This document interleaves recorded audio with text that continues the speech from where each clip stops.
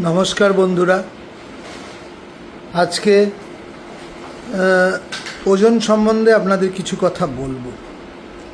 প্রথমেই বলে রাখি, পৃথিবীর সবচেয়ে বেশি ওজনের মানুষ মার্কিন যুক্তরাষ্ট্রের জন ব্রাওয়ার মিনক।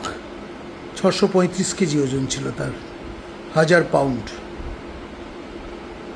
41 বছর বয়সে তিনি মারা গেছিলেন, কিন্তু মৃত্যুর আগে প্রায় 419 কেজি ওজন উনি কমিয়েছিলেন পৃথিবীর ইতিহাসে।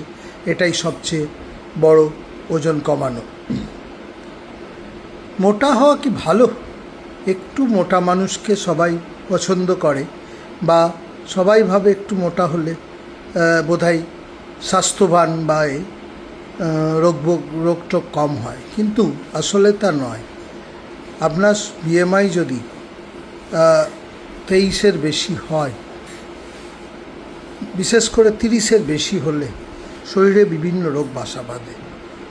হার্ট অ্যাটাকের ঝুঁকি বেড়ে যায়, স্ট্রোকের সম্ভাবনা বেড়ে যায়, কোলেস্টেরল বেড়ে যায়, ডায়াবেটিস বা মধুমেহ যাদের নেই তাদের হতে পারে, অথবা যাদের আছে তাদের অ্যাগ্রাভেট করতে পারে।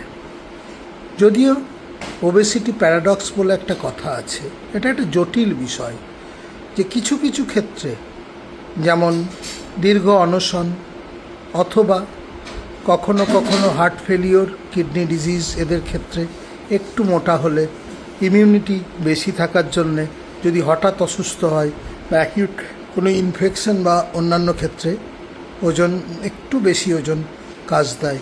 কিন্তু মোটের ওপরে কখনোই নিজেকে মোটা করে তুলবেন না।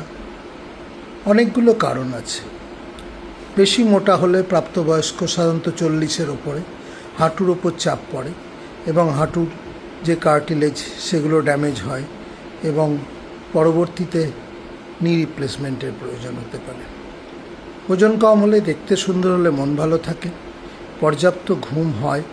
তাছাড়া কিছু মহিলাদের ক্ষেত্রে, বিশেষ করে স্তন, ইউটেরাস এবং কোলন ক্যান্সারের চান্স অনেক কমে যায়।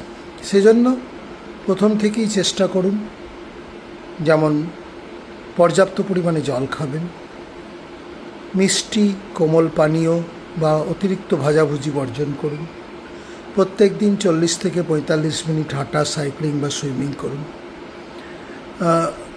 নিজের ওজনটাকে ঠিক রাখতে গেলে পর্যাপ্ত পরিমাণে ঘুমের দরকার, সেটাও চেষ্টা করুন যাতে আপনি দিনে 7-8 ঘন্টা ঘুমোতে পারেন। অন্যান্য নেশা, অ্যালকোহল মোটাপা বাড়ানোর একটা কারণ।